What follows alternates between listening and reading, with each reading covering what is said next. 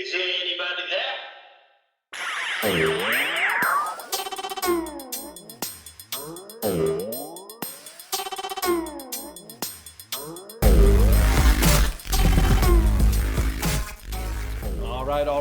All right, and welcome everybody to yet another episode of the DadHat Chronicles. My name is Ed, also known as the DadHat, and with me today, of course, as like every week, Stadium Fugo, my good friend Val. What's going on, girl? Hi, another Monday. I'm so happy to be here. I know, right? Whoop whoop. So, I'm not gonna say anything. I'm just gonna let you do you, girl. So go for it. Take over. Yes, I'm so excited because today we have one of my friends, Tom, and I guess I've never even told you, Ed, but one of my old coworkers from when I used to work at the Las Vegas Ballpark. Wait, hold on a second. You used to work at the Las Vegas Ballpark? Oh, yeah, he didn't even know this? Wow. No, I didn't know. You didn't tell me this. I know. I used to work. We were actually the two that opened, I guess, right? Opened or helped open the store. We were the OGs. We had our boss and then us too, and that was what set up the Las Vegas Aviators retail shop. Yep. So one of the OGs. Go ahead with the intro. I'm sorry, I cut you off, but I didn't even know you worked for the team. Yeah, but I'm not there anymore, but Tom is, and he has done such an incredible job. Tom, go ahead and, tell us a little about your new role, right? Because you are now in a new role, but started off as just retail associate. So take it away for us real quick. Yeah, so we started as retail sales associates. We didn't even have a store when we started. It was just a little sales center over at downtown Summerlin, just a tiny little shop. But once we got that set up, we were both there for a few months, a year, something like that. And then I got promoted maybe 2 years into it, something like that, up to a retail coordinator, up to the manager of retail operations, and then my current role, which I've been in for probably about a year now, is director of retail operations. So I've climbed the ladder a little bit. They've been good to me. They've kept me around. As long as you put your foot down and work hard, I hope to be there. As long as I'm doing that, I hope to be there. They're not letting you go. They're like, nah, dog, you staying here. Yeah, we own you now. That's right. They own me. I've signed the paperwork. They got me. That's awesome, though, man. Hey, listen, thanks, Val. She keeps telling me, like, I'm about to spend some money, so I'm trying not to. I'm trying to be good here. But she keeps sending us stuff like, the gamblers. And I'm like, Val, I'm trying to save money here. And nope, sure enough, here it is, another stuff. So, the gamblers was massive for us. So that brand in particular, we've been working on that for 2 years now.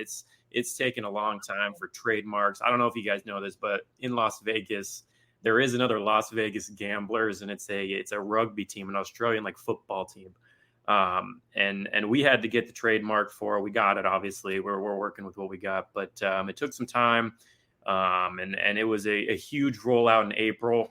It was a massive nationwide rollout that people just jumped on it. We sold out of everything, had to reorder, finally got some of that back, and we've sold through a lot of that as well. So people love that brand.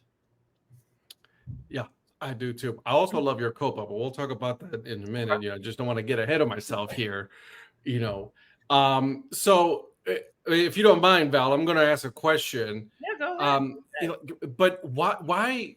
First of all, why baseball? Like everybody's like, oh my God, it's just they're there for a couple of years and then they go on to do something else. But why have you stuck around to hanging out and working actually, which is a pretty cool job, retail and baseball?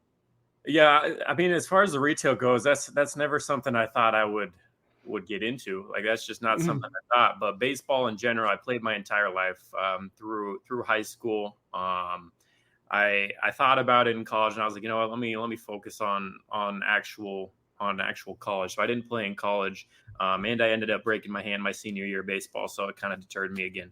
But I grew up with it. My grandpa was a huge baseball guy. He played in the minor leagues when he was younger, so he kept me around that. I grew up in Tacoma, actually, out there with the Rainiers, and we went to games every week, it seemed like, with him. So I just love the sport. It's good to be around it. For work, it doesn't even seem like work, right? You're out there watching a baseball game. So it makes work life easy, just being around something you love and grew up with. It's comfortable for sure. That's pretty cool, man. That's pretty cool. The fact that you played, so you understand the game, and then the fact that your grandpa played minor league, dude, that's awesome. Yeah, way back, he played professionally, whatever you want to call it, in the minor leagues. But he was a big inspiration for me, that's for sure. What team did he play for? I want to say he was in the Orioles system at some point. I'd have to look that up again. But that's I think pretty cool. Yeah, that's pretty cool. It's so cool to see where you're at, Tom. I remember I went into the store and one of our other friends, Ian, you obviously know Ian. I was with Ian and I was like, oh my gosh, like, hi, what's up? Catching up with him. And I was like, hey, is Tom here today? Like, just want to say hi. And he goes, oh my gosh, no, he's so busy. He's got a new role now. And he when he told me the name, it was like, to me, it was kind of long. And I was like, oh my gosh, like good for him. Because man, back then, like we were just packing orders and shipping them out for new Aviators games. That's what happens, and when my guys take a few weeks off, I got to pack some orders on. I'll step up.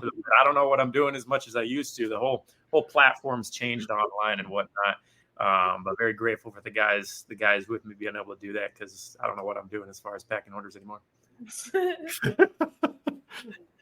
So let me ask you, before we get into the whole, because there's a whole bunch of brands that I want to talk about. I want to ask you about some brands that we have here, but give me a day in the life of your job, because there's two parts, right? And I like asking this question because a lot of people that I've interviewed, they said it was like, well, there's two part, right? There's off season, your off season job, and then there's your in season job, and those are totally different lines that you have to do every day. Yep. 100%. We get 75 home games a season right now, and the rest is off time. Like there's no baseball, but there's tons of events at the ballpark. If you've been in Las Vegas, you know what Enchant is. Big Christmas light maze that comes November through the beginning of January. So the ballpark is booked with that. But yeah, during the season, especially game days, I mean that's an easy one. That's when the fun is. That's when we get to watch the product that we've worked on all off season move. All of our thoughts, our designs and whatnot finally being shown to the public and seen with other people's eyes. Right. And that's kind of the fun part of the off season is just that the wheels turning in the head of what to do next. What can we put out there to make a splash? And I always like saying it, like retail is as big of a marketing as the marketing team itself, right? Like our brand out there, just an LV cap, like that's marketing for our club. That's marketing for our city. That's marketing for the Oakland A's of all people. So I love just seeing that out in public. That's actually one of my favorite parts of the job is seeing our brand out in public, whether it be a Raiders game or a Knights game, even like NBA Summer League people out there wearing. I love seeing our brand, just the 702 on the cap. It's super cool. But the day in the life of an actual work day, we're there early, 10 a.m. earlier sometimes, even when the game's at 7 o'clock. Usually that time is prepping for games, getting everything set up for games, doing online orders before games start. And then once that 4 o'clock time hits, it's usually dinner time for half an hour, and then we're ready to roll. We're setting up our outside location. We're setting up inside for the most part, getting our seasonal staff in there, prep for the day. And then once those gates open, that's honestly, I won't say a time to chill for me, but it's more of a relaxing time knowing I have staff there that can push forward and do everything that we need them to do. And that's a big part of it, is trusting our supervisors, trusting our associates. And they do a hell of a job. So I'm definitely thankful for them. As far as merchandising is concerned, because Val and I, we spoke with Mike over with Lehigh Valley, right? For him, some of the things that he likes to make sure that he has a lot of, right, being in Pennsylvania, is hoodies, right? That's their main thing over there. For you is probably a little bit different as far as like merchandise that you got to keep on at all times. What's that one merchandise that you have to, no matter what, besides the hats, right? Because everybody wants a hat. But besides that, like what is the one merchandise that you have on brand on stock every time? I mean, that's the easy answer is caps, right? I'd say a third of our inventory probably is caps because they're just the best sellers. That's what people Right. buy. But yeah, being in Pennsylvania, jackets, I definitely get that. Yeah, that's not our problem here. Yeah. It's tough to sell jackets out here in 100 degrees. Man, tank tops you would think, but I wouldn't even say tank tops. People aren't really looking for those. That's tough. Like caps truthfully is the answer, but I mean, t-shirts are always a hot seller. Baseballs are always a hot seller. Something we've got into recently, just a little trinket, is poker chips because we're in Las Vegas. We've done the Gamblers, we've done the Whales, we've done our Copa, our team, our brand, the Aviators. So people love collecting those, something cheap that usually sell out pretty quick. Like, but yeah, caps are the answer. 5950s are king. New Era knows that. They try and sell us as many 5950s as they can. And if we're doing customs and we create some of these on our own, it's going to be a 5950. That's what people come for. That's what people collect.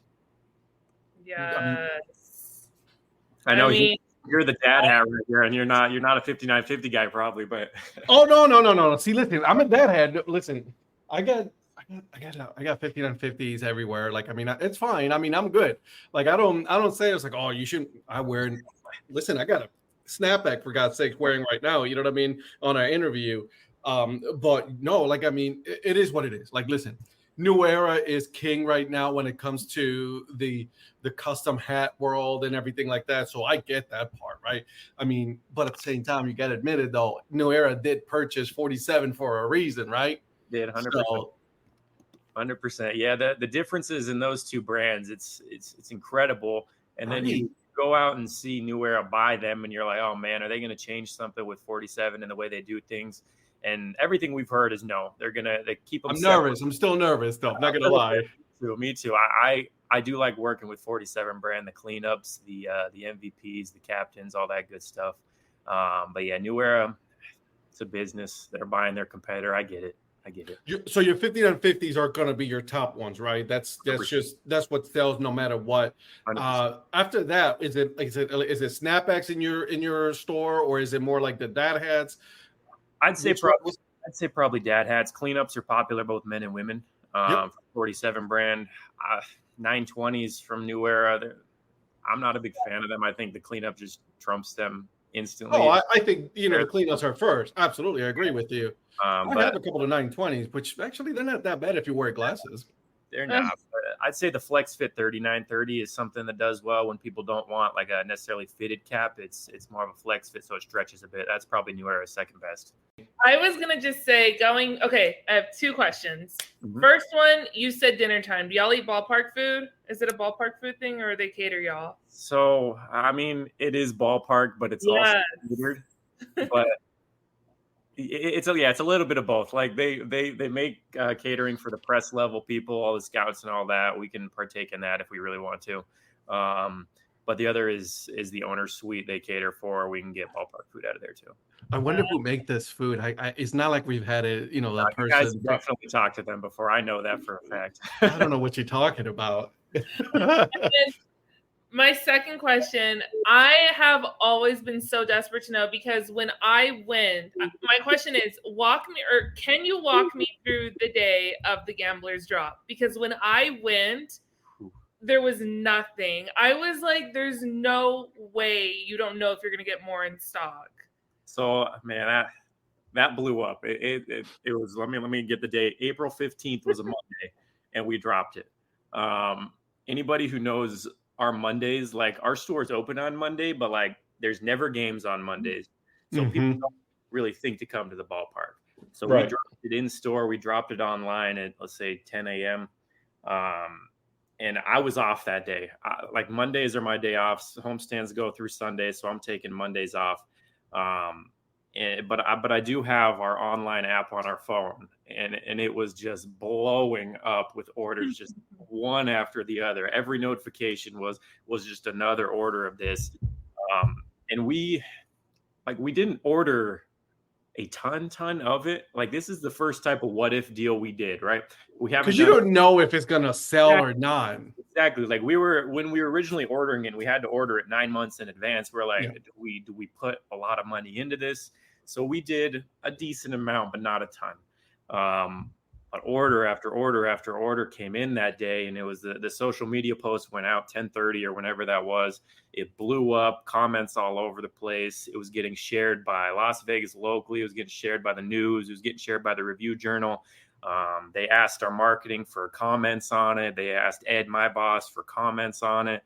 He called me one time. I was just sitting with my parents watching these stream in, and he's like, "Hey, you want to be a part of this?" And I was like, "Hey, I'll help out. You speak for me. I'm not going on and talking to Review Journal, but you go."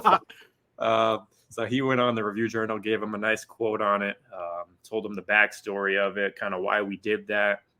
And it's a lot more than just gambling. Like, it's a lot more than just poker being played and all that. Like, there's a lot of rich history in Las Vegas with gambling and gambling on the actual city itself. It was nothing, and it turned into what it is now. So that day it was crazy. In-store, Damien was like the only person there that day. He was there on a Monday, and it was a busy day there too. And it just kept going. Tuesday, Wednesday, Thursday. The game was on Saturday. So we had merchandise for 5 days, and it sold out. It was absolutely crazy. We had our best online sales day of all time. We had our best online sales month in April because of that. Once we got that restock in July and dropped it, best July all time online. It was a crazy amount of sales. That brand just took off. So I know for a fact that, like, when especially since minor league baseball was acquired by Major League Baseball, right? So you have to go through a process of, getting the approval, design process, and it has to be in advance, right? 9 months, 15 months at sometimes, right? So you have to go through that, right? Yep. But talk to me about that, right? Like, why did you guys decide that you guys were going to do the Gamblers, right? Because obviously, like you said, there's another team there, but you guys wanted to do something else. And by the way, like, the logo is fire. Who did the logo? I can't remember who did the design the logo. It was a company called Brandiose. Does a lot. Oh, yeah, the little guy. Those little guys. Yeah. They're not known. Yeah. Yeah, they do. They do some good work. Yeah. I didn't know that's who it was. Wow. It was, yeah. So Brandiose was the designer, and Ed. Ed's a huge designer. That's his background with my boss. Yeah. And he had a lot of input on tweaking little things, putting all the little hidden gems in there, the dice numbers, all that stuff, trying to make it Vegas. So he had a big portion of that. But yeah, 2 years in advance. That's what we were working with this logo. It's crazy. And you were in on those, like, you saw it as early as 2 years ago, or did you see it more towards the end? So I was in the conversations as early when that name was even being picked. It was a conversation between us and retail. It was a conversation between marketing, social media at the time as well. All of us just kind of put our heads together, tossed out names that we thought would be good. Gamblers was one of them. Gamblers was one that stuck with MILB and passed their process. So we went with it. The logo was being created. The word mark, jersey word mark, was being created. It was fun to see that process, just the different iterations of the logo. It paid off at the end, right? We see it now. It paid off. Oh yeah, for sure, right? And then we're talking about, and for those that don't know, but that's Ed Dorville, right? The Vice President of Retail Operations. Okay. Yeah. Cool. Okay, Ed, VP of Retail Operations. That's not me. You're saying no. That's not me. No. I know, but he's my boss too, and so I'm like, okay, no, he climbed up that. That's a pretty cool title that he has. Definitely, man. He deserves it. He's one of the most creative people I've ever met, and hard worker, good to work with. He loves his employees, and he's helped me get to where I am. So definitely shout out to him. Yes. All right. So let me ask you this, because this is what a lot of people know already about me as they listen to this podcast before is I'm a huge fan of the Copa initiative, right? Mm-hmm. Massive fan of the Copa initiative, being Puerto Rican, right? Like, I mean, I'm all about the Hispanic culture. I'm a fan of the Las Vegas Reyes de Plata. Like, that is by far one of the coolest logos out there. So it's funny because there's a lot of mixed reviews, even like internally about this really logo. One, because when you think of Reyes de Plata, Silver Kings, like it's based on mining, like Las Vegas wasn't really known for the mining. It was more north. It was more Reno, right? It was more northern, and yet they went with that for our name. So there's just been discussions like, does that make sense for Las Vegas, or is that more of a Northern Nevada type of deal? Has there been discussions then at that point that because it's for a lot of the times when there's a COPA, right, and then there comes a period where it just stays stagnant, right? Like it just doesn't go any further. Have you had those discussions about changing the name or doing a different identity? No. The name is pretty set in stone at the moment. I mean, the logo's set in stone. People love the skull, man. Like, it's a great logo. The skull, it speaks to a lot of people. It speaks to that Hispanic community. And who doesn't like a little bit of a negative connotation in like a logo and like a name? Like a skull's a little bit negative. Like that hits. It just hits. Damn. I'm looking at the 47 cleanup right now, the gray one with the baby blue. I don't have that one, and I'm like, man, I gotta. So we've done different iterations, like the LV monogram in the Reyes like text font. That was new last year, I believe. We're working on different logos to strengthen the Reyes brand for sure. One of my favorites is, and there really isn't any merchandise out there with it at this point. It's just the pickaxe that he's holding, the bat pickaxe. I love that. You take it off the primary logo and it's just the pickaxe. Like, it's super cool to me. But we're working on different things to try and strengthen that for sure, because it is very popular. I was going to say, on this note of logos, there's one that I also love that we have not touched on yet. The Las Vegas Whales. Just has that. I love the logo so much. I mean, I love how, for me, when an alternate logo incorporates baseball, it's just that much more cooler. So I love how there's still the baseball bat swinging at the poker chips. Those are poker chips, right? Yeah. Yeah. And so talk to me about that logo. So if the Gamblers was the conversation started 2 years ago, same with the Whales? Same with the Whales. Same focus group. Same time we were talking about the Gamblers is we put in two names. We were thinking we were going to do two identities, two different what if names per year is what we were thinking at the time. The Whales passed. The Sharks were in there as well because of Tark the Shark here at UNLV, Nevada. The Whale just makes a little bit more sense with the gambling aspect, and especially since we got Gamblers first, we kind of just one-upped it with a whale. Like, a whale is a gambler, like a high-profile guy. Yeah. But the logo came along. He's hitting the freaking poker chips. We're in Las Vegas. All we do is hit here. Like, that's what we do. We don't have pitching. It's just hitting. Runs in this ballpark. The heat helps. Elevation helps. A lot of hitting. So we're like, we got to have him hitting. That's what he does. Whales, they just swing for the fences. That's what they do. Pretty badass. There were talks on social media. It looks more like a dolphin. I'll defend that. It looks like a beluga whale. No, he's so cute. I love that. He is. I wouldn't say cute. I'm not gonna go with the whole cute thing, but that's you, Val. I've actually heard that word a lot in reference to the Whales. A lot of people think it's cute, and that's their words, not mine. I'm not gonna use it. That's okay though. I can't bring myself to say I was like, that's a cute whale. And that patch, I love the patch where the tail is sticking out in like that, I guess, sea of poker chips. Right. So cute. That's the fun of minor league baseball. That's the fun of like different identities, is you get to come up with creative things that, like, if this were the Major League Baseball, it wouldn't happen. Like, they're not going to be out there with some cutesy little whale logo. That's not going to happen. And that's the fun of minor league baseball. And we did two this year with the different identities. We have two in for next year already, which I am not allowed to speak on. Oh. Yeah. I'm sorry to tease you like that. But we'll talk offline. It's okay. But they are going to be something extremely fun and incorporated with Las Vegas as well. Different than the Gamblers and Whales for sure. Wow. So we're going to have something fun next year too. More hats. Yay. I know, right? Hats. Let me ask you this. And then, because I haven't been to Vegas in a long time. I've only been there once. And this was like many, many years ago.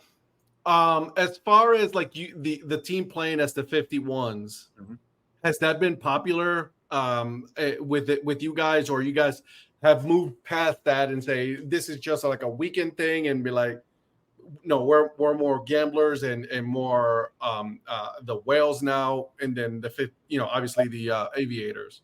So yeah, the 51s was 2001 to 2018. Like people still love that name. They love that logo. Like the alien is super dope. Like I know it cool. really is. And when we switched to the Aviators, we got a lot of negative press on it because the logo is just not what the 51s was, right? Yeah, it was already an established logo, right? Change is always 100%. hard. And like we haven't done too much with the 51s because they're still recent. Like 2018 is only 6 years ago.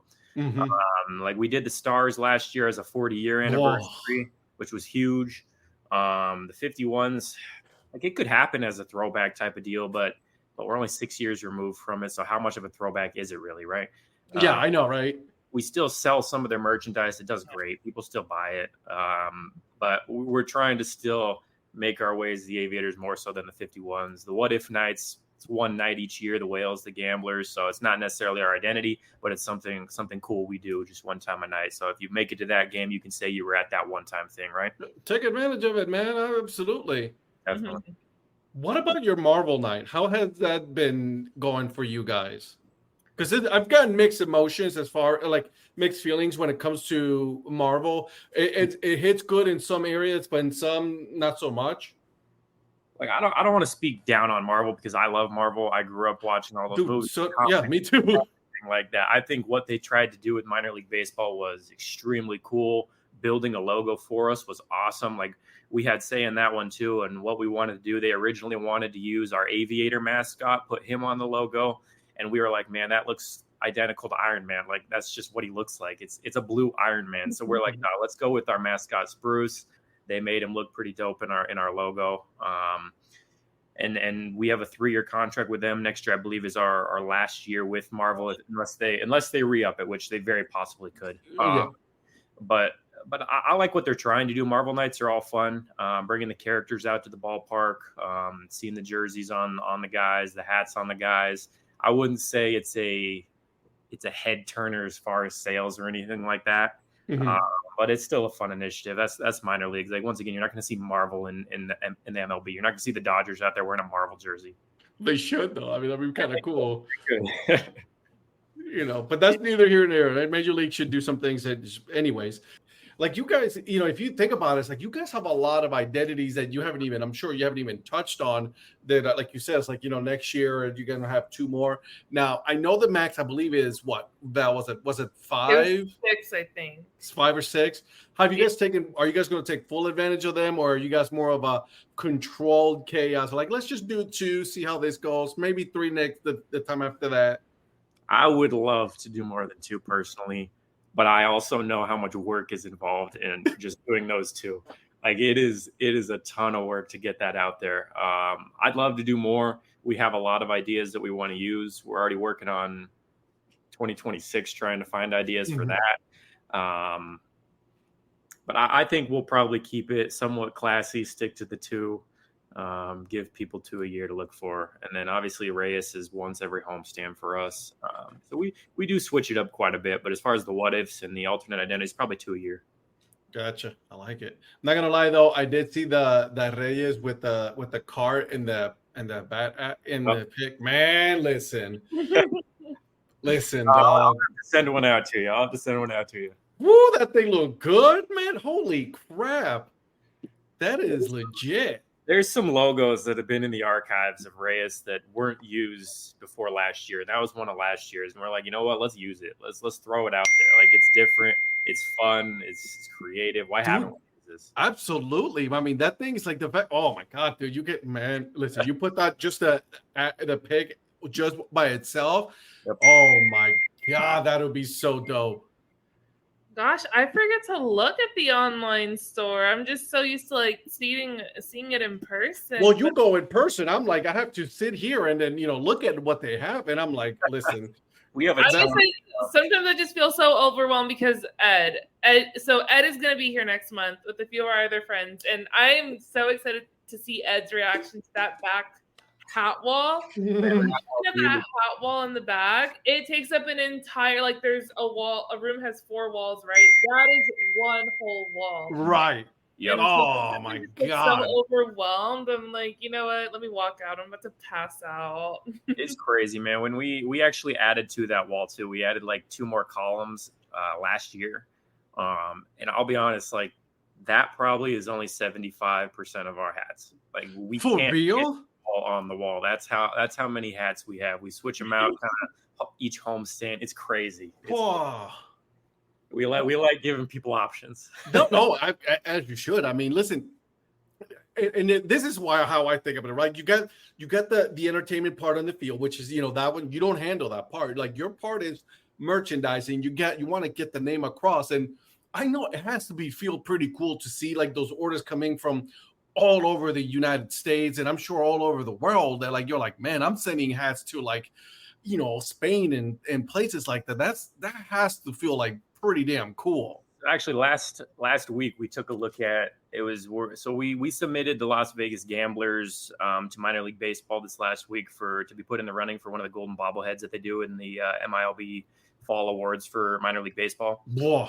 So that is getting submitted there, and we did some digging into the data, and the first 2 days that dropped, 86% of the sales were outside of Las Vegas. Wow. Shut up. It was nationwide. 86% of it was outside of Las Vegas, which blew my mind. I was like, wow. So we can do something here in Las Vegas that just shoots out everywhere. Wait.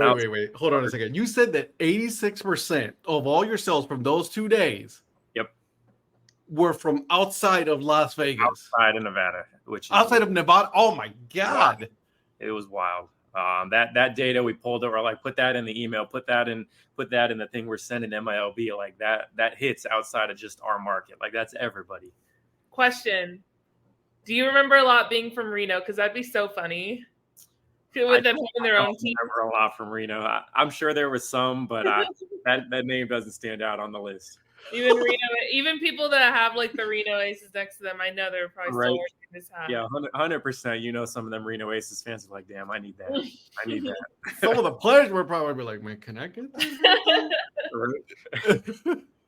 And that's the thing too. Is like, how is this? We didn't know how this was going to be taken because obviously, like, sports has a huge within the players and whatnot. They can't gamble on anything. Like they're very restricted on sports gambling and whatnot. But we're like, you know what?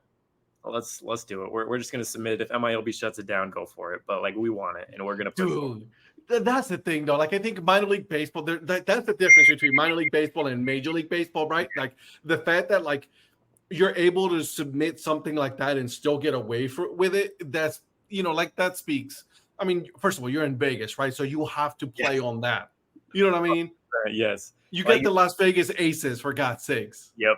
Aces, man. I'm a big WNBA guy. I'm a big NBA guy. That's actually my sport, NBA, and basketball is what I love too. That's what I follow the most at the moment. So I love the Aces. They got a great name. They got a great team. But yeah, you look at like the Golden Knights. Like you don't think of that as Las Vegas. You look at the Raiders. That wasn't based here. Like we wanted something that when you think of Las Vegas, that's what you think of. Well, I'm not gonna lie though. The Raiders, being in Vegas, that kind of does fit. The Golden Knights, I'm like. That's a tough one. That's a tough sell for me as an NHL fan. Like call them the Las Vegas Golden Knights. That just doesn't flow right. It doesn't. Like, and that's the thing is they dropped the loss, so they're just the Vegas Golden Knights. That's another thing that a lot of us have an issue with. Like it's Las Vegas. It's not just Vegas, right? But they went that way, and people liked it. So it's all right. Like them in Las Vegas. So I mean, they did win a Stanley Cup, so I mean, you can't hate on them too much. That helps, yeah. That helped a lot too. But I just, again, to me, it does just the Vegas Golden Knights. Yes, again, it just Anaheim Mighty Ducks or the Anaheim Ducks or like things like that. All right, I get that part, right? But hey, that's just neither here or there. Anyways, I hope you guys enjoyed this episode with Tom Brazil. Now, make sure you guys come back next week as we finish this interview, right? We still talk on more logos with the team. We talk about our famous, not so famous questions. So make sure you guys are back next week to go ahead and finish this episode. All right. Now that we got that part out of the way, shout out to Tom. Good dude. He gave so much information regarding the team himself and all that stuff. So make sure you guys are following him on all social medias. Make sure you guys are following the Aviators. Thank you so much for allowing us to interview you guys. Now, as far as the DadHat Chronicles and Stadium Food Girl, make sure you guys are following us on all socials. We are on Threads, we are on Twitter, we are on Instagram, and also on YouTube. So make sure you guys are following us. Make sure you guys are tuning in every Tuesday and Thursday nights at 9 p.m. Eastern time. That's right, guys. We are back on Tuesdays and Thursdays now that the NFL season is back on YouTube, Instagram. Hell, I even posted on LinkedIn, guys. So again, every Tuesday and Thursday, 9 p.m. Eastern time. And until then, guys, keep grinding and always support the minor leagues. See ya.